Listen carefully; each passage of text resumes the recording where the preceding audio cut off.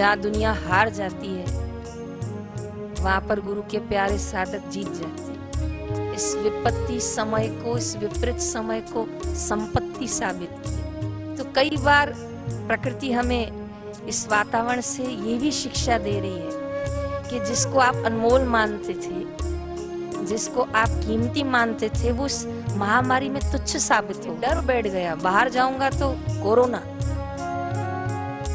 और अंदर बैठूं तो डरो ना, तो अंदर जाओ। और जैसे महामारी फैली तो पता चला वरदान तो पहले ही मिल गया था।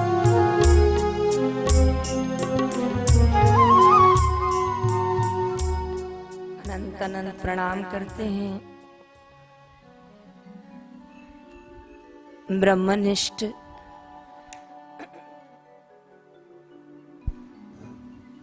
ज्ञान के दाता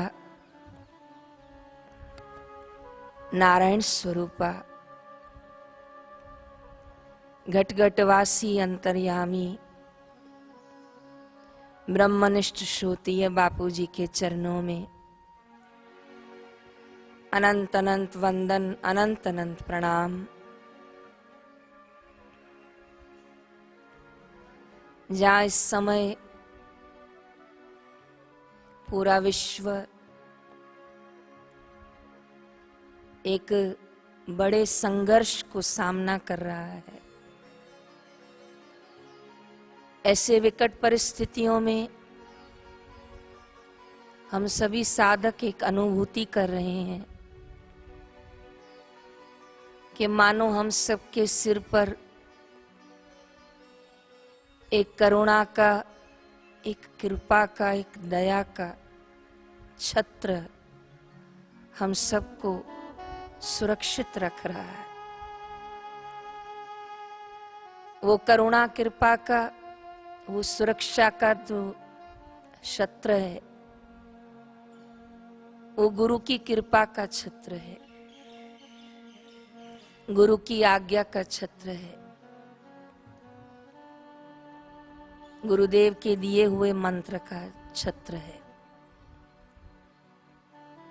कई बार शिवाजी महाराज जब युद्ध में जाते थे तो उनके शत्रु हैरान हो जाते थे कि क्या कवच है शिवाजी के पास कि हम उनको आंच नहीं पहुंचा सकते, और शिवाजी से मात खा जाते थे। लेकिन शिवाजी से कभी पूछा कि शत्रु आपको देखकर कांप जाता है, डर जाता है, सामना करता है तो हार को पाता है, और आपके नाम के आगे भी लिखा गया है छत्रपति। ये छत्र क्या है महाराज? उल्लेख आता है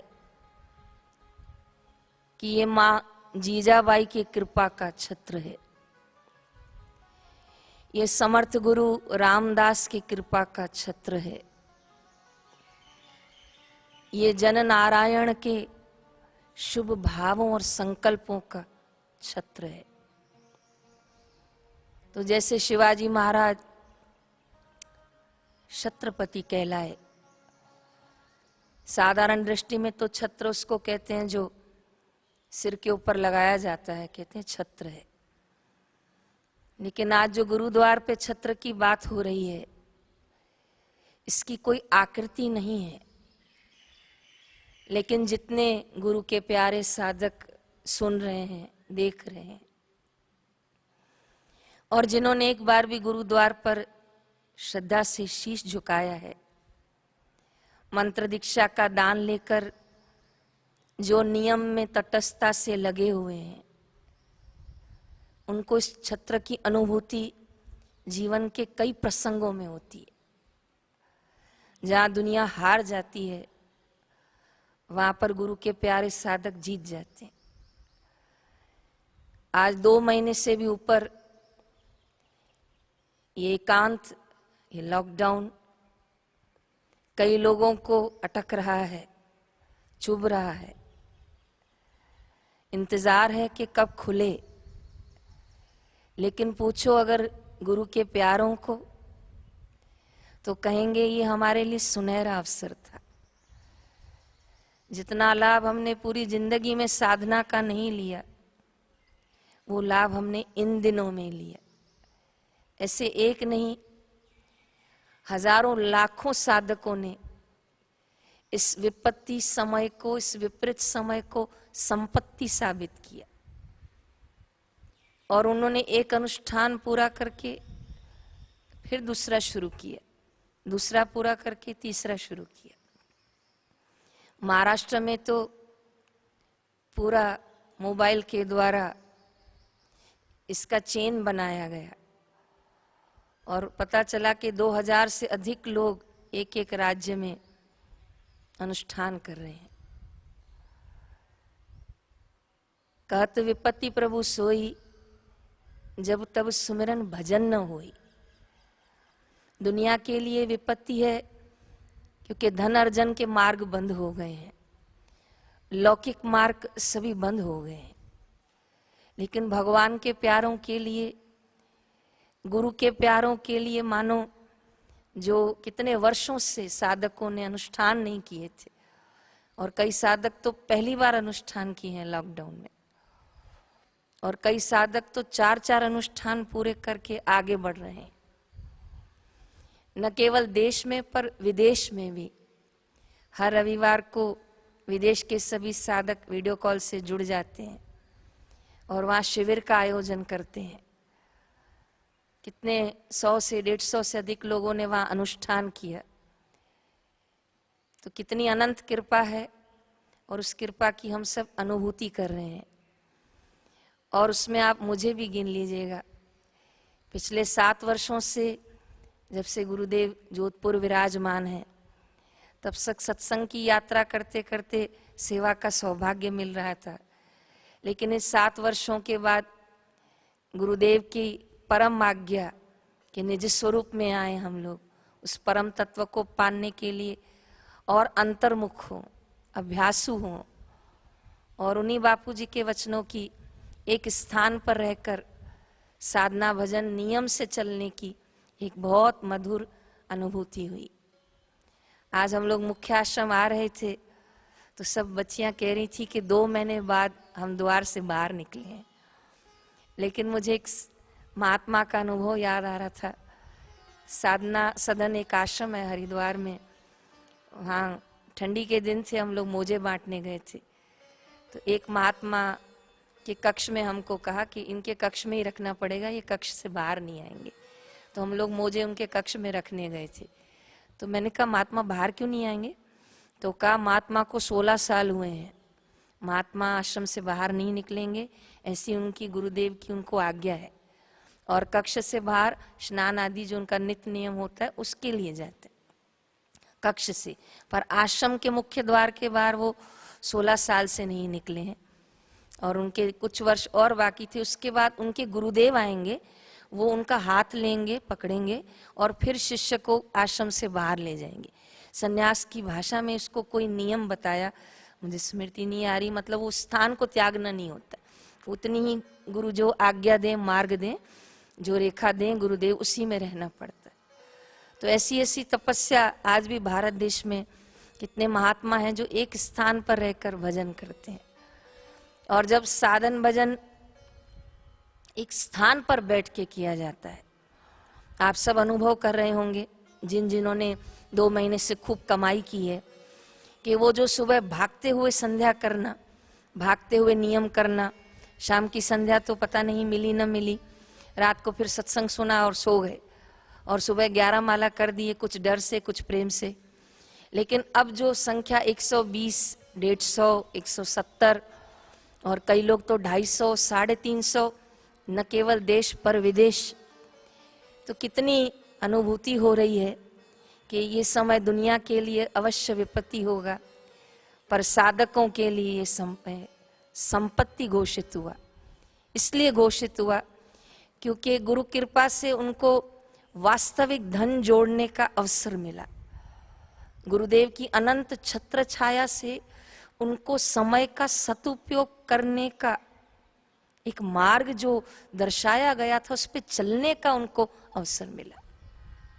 क्या बताऊं मैं आपको, ऐसे मैं कई लोगों को जानती हूं जिनसे एकांत सहन नहीं होता, वो बैठ नहीं सकते हैं, उनको कोई ना कोई बोलने के लिए चाहिए, उनको कोई ना कोई संसार का हालचाल लेन देन लेने के लिए चाहिए। वो मौन रखें तो उनको घबराहट होती है, बोलेंगे तो ठीक हो जाएंगे। लेकिन मैं यहाँ ऐसे साधकों को भी जानती हूँ कि जो बोलेंगे तो उनको घबराहट होती है कि चुप हो जाओ तो शांति हो जाए, भजन करने दो, आप भी करो मुझे भी करने दो। तो देखा जाए तो संसार का मार्ग और ईश्वर का मार्ग बिल्कुल विपरीत है। तो यहाँ मौन अति प्रिय है और यहाँ पर मौन बिल्कुल प्रिय नहीं है। तो ईश्वर की कौन सी छिपी हुई कृपा इस महामारी में नजर आ रही है। प्रकृति ने बहुत कठिन मृत्यु का नृत्य संसार को दिखाया और इस कोरोना रूपी महामारी से पूरे विश्व ने,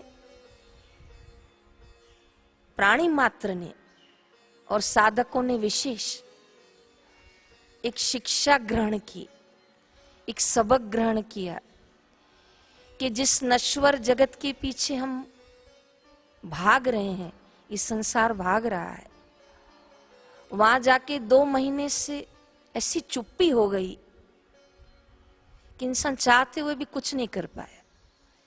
और भगवान ने ऐसी प्रकृति में माया करी कि डर बैठ गया, बाहर जाऊंगा तो कोरोना और अंदर बैठूं तो डरो ना, तो अंदर जाओ। एक गुरु बहन, दीक्षा से तो गुरु बहन ही है, पर हो सकता है उनके जीवन में 100% सत्संग का भी आचरण ना हो। एक दिन फोन करके पूछ रही थी, सब आश्रम में ठीक है, सब लोग अच्छे हैं? ठीक है। तो मैंने भी अपना कर्तव्य पूरा किया, आप लोग सब ठीक हैं? घर पे आपके सब अच्छा है, सब ध्यान भजन कर रहे हैं? कहा हाँ बहन जी सब ठीक है, बस एक चिंता मुझे बहुत खाती है। मैंने कहा क्या? कहा कपबोर्ड खोलती हूँ, इतने अच्छे अच्छे कपड़े हैं, तो सोचती हूँ ये पहन के कहाँ जाऊंगी, लॉकडाउन हो गया, सब बंद हो गया है, इतनी अच्छे अच्छे ज्वेलरी हैं, ये सब क्या करूंगी? तो मुझे हंसी आ गई कि यहाँ मृत्यु सिर पर खड़ी हुई है और इनके मन में विचार आ रहा है कि इन कपड़ों का और इन गहनों का क्या होगा। कहा बहन जी घर में गर्मी इतनी है, साधारण कपड़े पहन के बैठते हैं, ये 16-16 हजार के कपड़े हैं, इसका क्या होगा? तो कई बार प्रकृति हमें इस वातावरण से ये भी शिक्षा दे रही है कि जिसको आप अनमोल मानते थे, जिसको आप कीमती मानते थे, वो इस महामारी में तुच्छ साबित हो गया। और जिस भगवान के नाम को, जिस स्मरण भजन को आप केवल नियम के लिए मानते थे, वो आपके लिए मुख्य हो गया है, क्योंकि सामने क्या है नहीं पता, वहां से लौट के आएंगे कि नहीं पता। आज भारत की संख्या ही 70,000 से पार हो गई है। विदेशों का हाल मैं क्या बोलूं, आप सभी अपने घरों में देख रहे हैं, सुन रहे हैं, मुझसे ज्यादा आप समझ रहे हैं कि किस तरह महामारी, लाखों की संख्या से ऊपर जमीन नहीं है, कफन नहीं है, स्थान नहीं है, रोने वाला नहीं है, उनको कोई स्नान करवाने वाला नहीं है, उनका कोई नाम लिखवाने वाला नहीं है। इतने कठिन सोपानों में, इतनी विपरीत समय में हमारे सिर पर छत्र है, जैसे शिवाजी महाराज के ऊपर था, जैसे शबरी भीलन के ऊपर था। पूरा ससुराल विरोध में था मीराबाई के, फिर भी सिर पर एक छत्र था जो मीराबाई जीत गई और श्री कृष्ण में समा गई। शबरी के ऊपर वो छत्र था, दुनिया कहती थी बावरी ये काहे रास्ते पे फूल बिछाती है, कोई राम जी तेरे यहां नहीं आएंगे, बावरी बोला जाता था। लेकिन वो बावरी पूजनीय हो गई क्योंकि मतंग ऋषि का छत्र था सिर पर, और वचनों में आस्था रखी, और उन वचनों पे आस्था रखकर राम जी उनके द्वार आए। ऐसे ही जब ये भयंकर महामारी शुरू हुई ना, गुरुदेव की आज्ञा से जीवन में पहली बार होली का महापर्व प्रसाद लुटाने का अवसर गुरुदेव की आज्ञा से यहाँ हम सब ने पाया था। और उसी दिन गुरुदेव ने आदेश किया कि आश्रम में दिव्य प्रेरणा प्रकाश, गुरु भक्ति योग आप लोग नियमित पढ़ें, पाठ्यक्रम की नहीं पढ़ें, चर्चा करें, प्रश्नोत्तरी करें, मजबूत करें साधकों को। और वो पाठ्यक्रम, वो ब्रह्मचार्य महिमा, वो दिव्य प्रेरणा प्रकाश हमारे लिए वरदान बन गई। रोज रात्रि को और मुख्य आश्रम में तो सुबह शाम 2 बार अध्ययन भी होता है। और साथ ही साथ लोग बैठे बैठे, जहाँ बापूजी हमें चोट मारकर सजाना चाहते हैं, संवारना चाहते हैं कि हमारी नींव मजबूत हो, हमारे विचार मजबूत हो, हमारी दृढ़ता मजबूत हो, वो बापूजी ने 2 महीने पहले ही दे दिया। और जैसे महामारी फैली तो पता चला वरदान तो पहले ही मिल गया था, छत्र तो बापू ने पहले ही दे दिया था। और गुरुदेव ने यहाँ के एक मुख्य साधक को कहा कि जो आश्रम के भीतर रहेंगे उनकी जवाबदारी मेरी है। अर्थात आश्रम के भीतर नहीं है, वो गुरुदेव के आज्ञा में रहेंगे, उनके छत्र में रहेंगे,